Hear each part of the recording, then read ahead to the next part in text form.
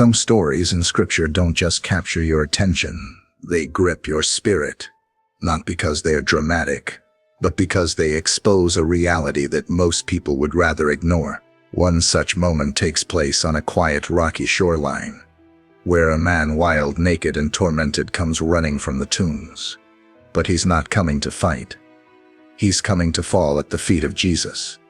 And when he speaks, it's not his voice, it's the voice of many demons, begging, not for mercy, but for pigs. What unfolds in that moment is more than strange. It's spiritual confrontation in its rawest form. The unclean spirits recognize Jesus instantly and plead with him not to send them into the abyss. Instead, they request something bizarre: permission to enter a herd of swine. And Jesus says yes. Why? This isn't just a curious scene tucked away in the Gospels. It's a profound revelation of who Jesus is, what demons fear most, and how far God will go to set one soul free. In today's video, we're not just revisiting a miracle. We're walking into a war zone, one that shows the authority of Christ, the desperation of hell, and the unmatched value Jesus places on a broken, tormented life. Part 1. The landscape of spiritual conflict. To truly understand the weight of what happened that day on the shores of the Decapolis, we need to step back and look at where Jesus was and why that mattered. The region he stepped into wasn't just another town on his journey. It was enemy territory. Spiritually speaking, the land of the Gerasenes, part of the larger region known as the Decapolis, was a Gentile area, a place filled with pagan worship, unclean practices, and spiritual darkness. It was not a place where devout Jews would typically go, especially not a rabbi. Yet, this is exactly where Jesus chose to go, on purpose. This area was known for its idolatry and rejection of the God of Israel. The people there lived far from the covenant promises given to the Jews. But spiritual darkness isn't just about false gods and rituals. It's about what those things invite. And where there is idolatry, there is always demonic influence. That's what made this land so different. It wasn't just Gentile. It was spiritually volatile. Jesus arriving in this region wasn't random. It was an invasion. It was the light stepping directly into deep darkness. What's even more powerful is that he didn't go to preach to crowds, perform for the religious, or debate scholars. He crossed the sea, endured a storm, and stepped onto that hostile shore for one man, one tormented soul trapped in chains both seen and unseen. This wasn't just about geography. This was spiritual warfare. The moment Jesus' feet touched the ground, the kingdom of darkness trembled. Because this wasn't just a rabbi. It was the Son of God stepping into a stronghold of the enemy. And the demons knew it. That's why the possessed man ran, not in defiance but in dread. The war wasn't about to begin. It had already been won, and hell knew it. By choosing to enter this spiritually hostile territory, Jesus was making a declaration. No place is too dark. No soul too far gone. And in doing so, he revealed something that we often forget. Evil doesn't retreat when ignored. It only flees when confronted by the power of God. Part 2. The Man in the Tomb's Portrait of Possession. What Jesus found on that shore was more than a man. It was a life torn apart by evil. Someone so far gone that even his own people had given up on him. Naked, filthy, and living among the tombs, he had become more of a beast than a man. No home, no clothes, no rest, just endless torment, isolation, and self-destruction. The scriptures tell us he cried out day and night, cutting himself with stones, howling among the graves like a wild animal. He wasn't just possessed, he was lost to himself. The image is brutal, but it's also honest. Because this is what the enemy does when he gains control. He strips, isolates, dehumanizes, and destroys. This man had been bound in chains by others, but even those couldn't hold him. He would break free, and disappear into the wilderness. Driven by forces he couldn't fight, he had become a danger to others and a slave to himself. His strength wasn't his own. It came from the tormentors inside him. And yet, in the most broken state possible, something in him still ran to Jesus. That's what's so striking. He didn't flee from the presence of Christ, he ran toward it.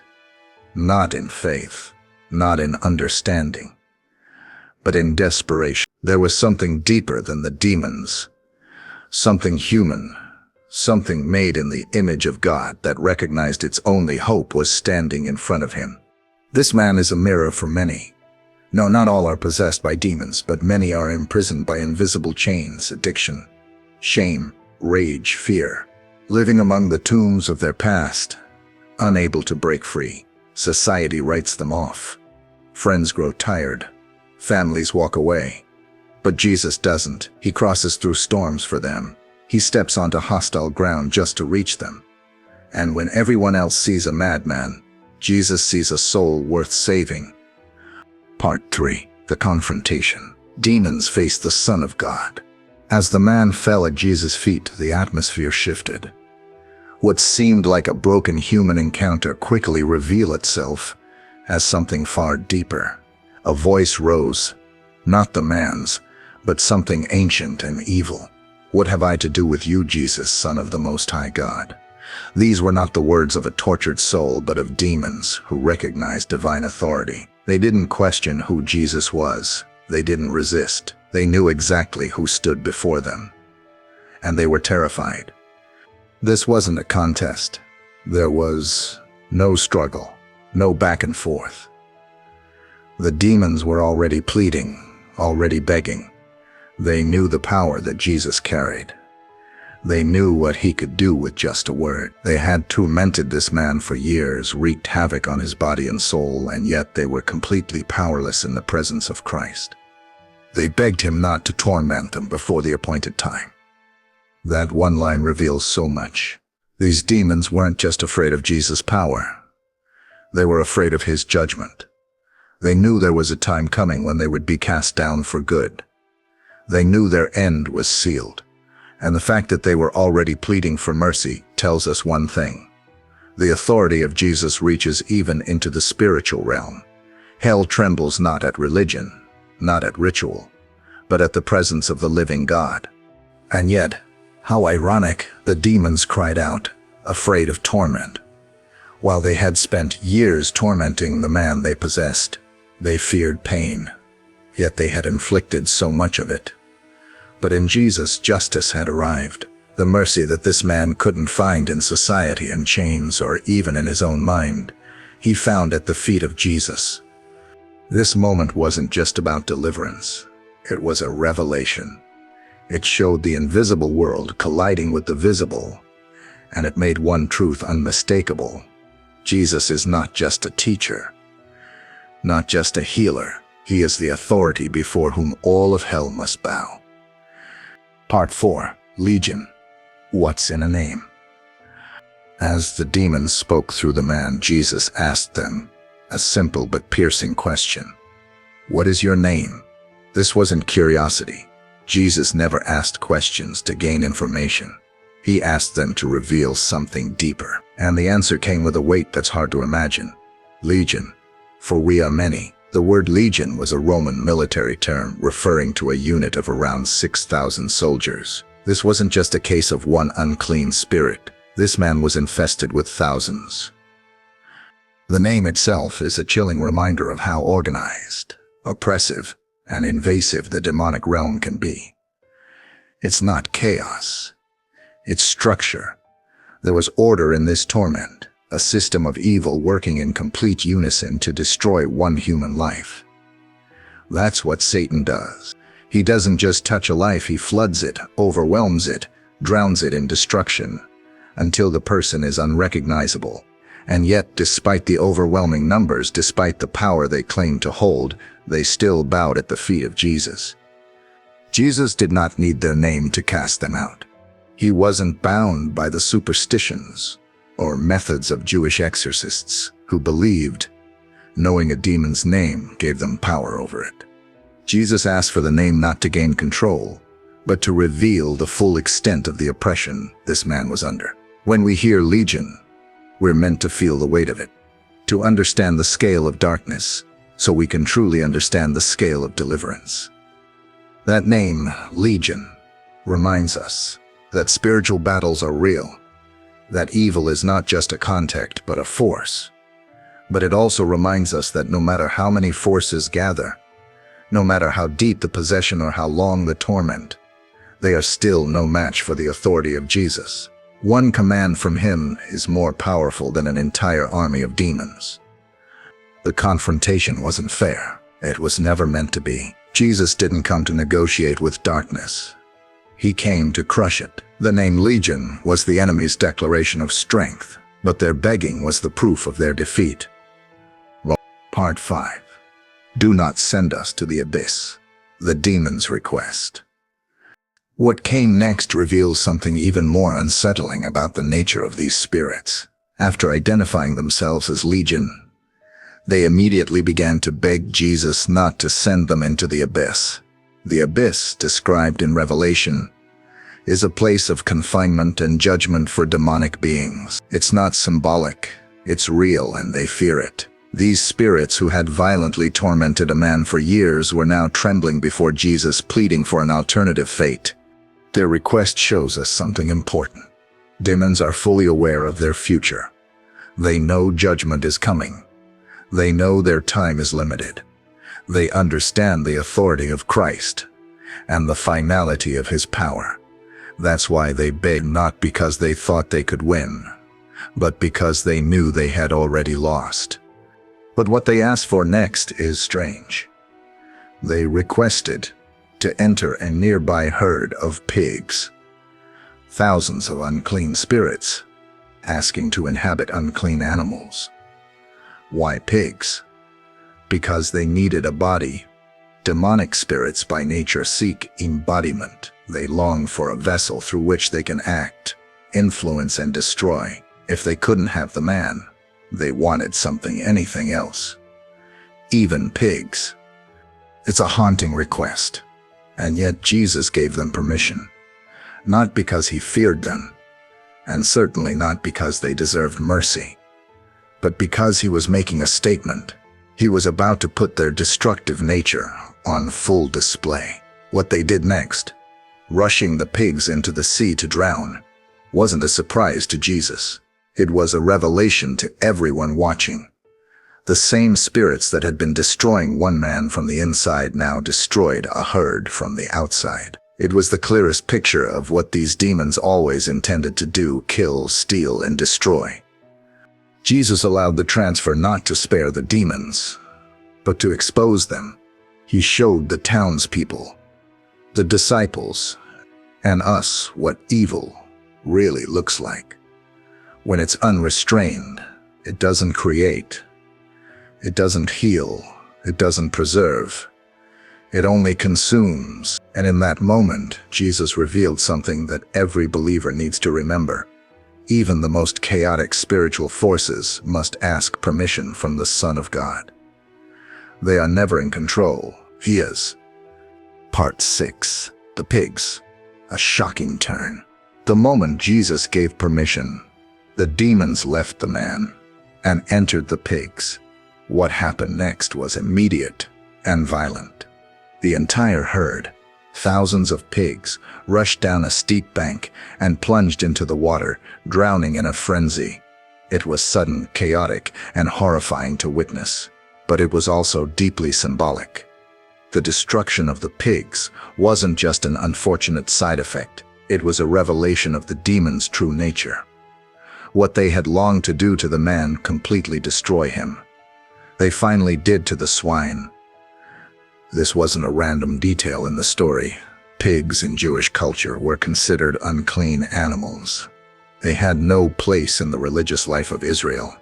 And yet, here they were, being raised in a land steeped in paganism and spiritual compromise. The fact that unclean spirits entered unclean animals adds another layer to the story. It was a match.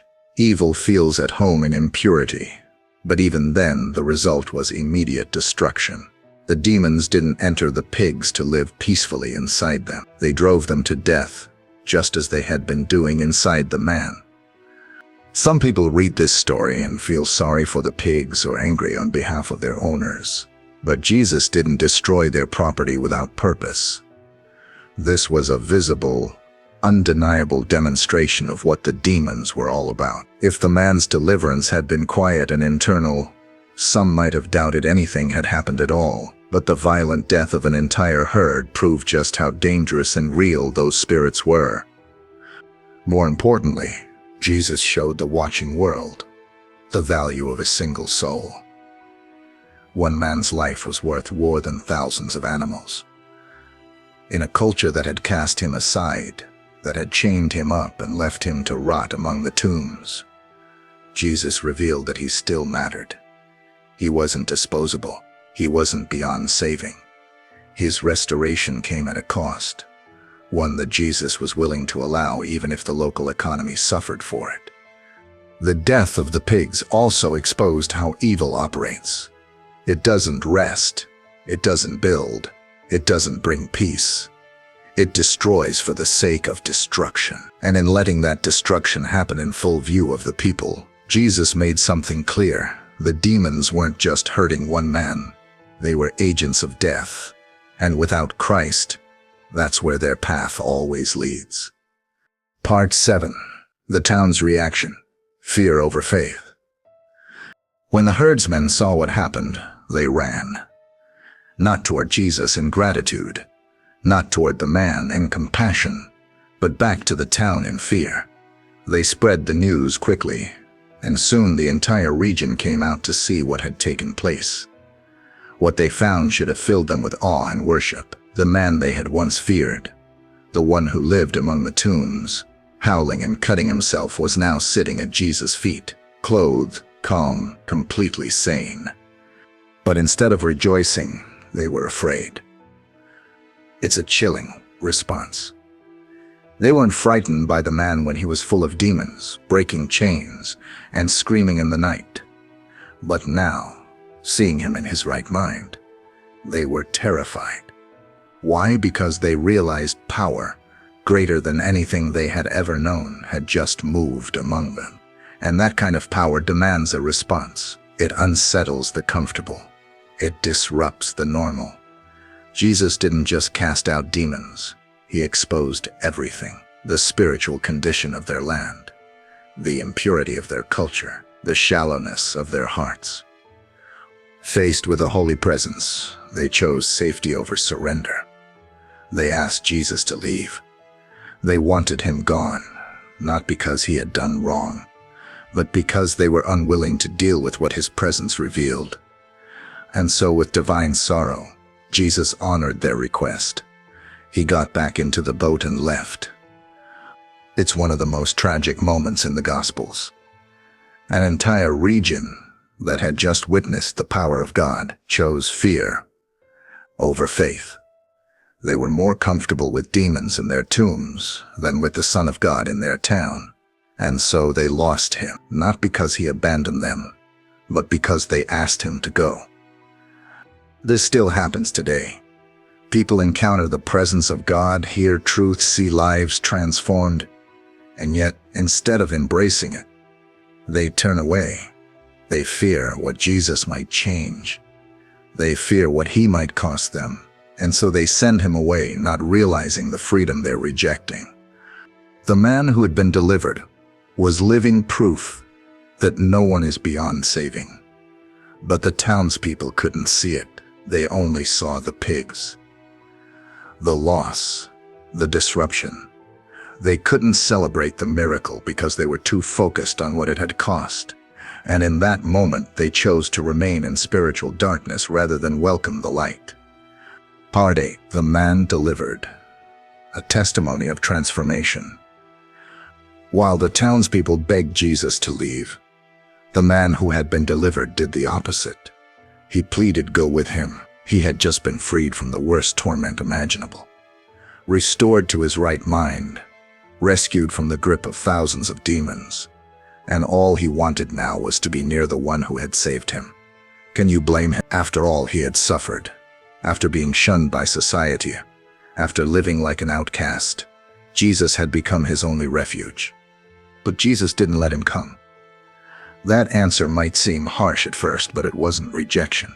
It was assignment. Go back to your home, Jesus said, and tell how much God has done for you. Jesus didn't send him away from his presence. He sent him into purpose. This man had a mission. He was now a walking testimony of the power of God, a living sign to everyone in the region that freedom was possible, that restoration was real, and that Jesus had authority even over a legion of demons. And he obeyed. He didn't disappear. He didn't hide. He went throughout the entire city, proclaiming what Jesus had done for him. Imagine the impact. Everyone in that area knew who he had been. They had heard him screaming in the tombs. They had seen the chains, the scars, the madness. And now he stood before them clothed, calm, and full of peace, preaching about the one who had rescued him. This man became the first missionary to the Decapolis, a Gentile, a former outcast, someone everyone had written off. And Jesus used him to reach people who wouldn't have received a Jewish teacher or a religious leader. That's the beauty of the gospel. It turns the most unlikely person into the most powerful witness. Jesus chose him not in spite of his past, but because of it. His scars told a story. His freedom proved a point. No one is too far gone. This moment also teaches us something profound. The greatest sermons are not always preached from pulpits. Sometimes they're spoken through transformed lives. A person fully redeemed by Christ becomes a message, louder than any words. That man didn't need theological training. He didn't need to memorize scripture. He simply told people what Jesus had done for him, and that was enough to shake an entire region. Part 9. Demonic Power versus Divine Authority. Lessons for today. This story isn't just an ancient event. It's a spiritual reality that speaks directly to our world today. We may not see demonic possession in this dramatic form every day, but the influence of darkness is all around us. It shows up in addiction, rage, broken identities, fear, violence, and shame. People still live in tombs, spiritually dead places, trapped by lies and chained by past wounds. The enemy still works to steal, kill, and destroy. That hasn't changed. But here's what also hasn't changed. Jesus still sets captives free. The authority Jesus displayed that day wasn't a one-time display. It was a glimpse of what he came to do for all humanity. On the cross, he didn't just forgive sin. He broke the power of hell. Colossians 2:15 says he disarmed the powers and authorities and made a public spectacle of them, triumphing over them by the cross. The same Jesus who spoke a word and cast out thousands of demons is the same Jesus who lives and reigns today. This story reminds us that no spiritual force, no addiction, no mental torment, no trauma from the past is stronger than the authority of Christ. Even a man filled with a legion of demons couldn't resist the power of Jesus. He ran toward him, not away. And that's what we're called to do. We don't have to be whole to come to Jesus. We just have to come. There's another truth we can't ignore. Demons are real, and they fear Jesus. They recognize him more clearly than many people do. They understand who he is, what he can do, and what their future holds. That's why they beg. That's why they flee. That's why they tremble in his presence. And if they recognize his authority, so should we. But the greatest warning in this story isn't just for the possessed. It's for the comfortable. The people of the town saw the power of God and still chose to push him away. Not because they didn't believe, but because they were afraid of what his presence might cost. That's the danger many face today. They see the truth, they witness change, but they resist surrender. And when you ask Jesus to leave, he will. He won't force himself into a life or a community that doesn't want him. The man in the tombs was freed, but the town remained in bondage, bound by fear, pride, and spiritual blindness. The question that remains is the same one we face today. When Jesus shows up with power and authority, will we run to him or ask him to leave? Because the truth is, he still walks into dark places. He still crosses storms to reach broken souls. He still hears the cries of the tormented. And he still casts out what everyone else is too afraid to confront. The demons may ask for pigs. They may beg for delay. But in the presence of Jesus, they always lose. And in the presence of Jesus, we can always be free. This story isn't just about a man, demons, or pigs. It's about the unmatched authority of Jesus and his deep desire to set the captive free. When Legion bowed before Christ, it was a clear sign no force of evil can stand against him. One word from Jesus and thousands of demons fled. But the story also warns us. While one man was delivered, an entire town asked Jesus to leave. They saw his power but feared what it might cost them. That choice still exists today. Jesus comes to confront darkness, to bring healing, and to restore what's been broken. The question is, will you let him? Will you welcome his presence, even if it disrupts what's familiar? Because when Jesus steps in, freedom follows, and no matter how far gone you feel, no one is beyond his reach.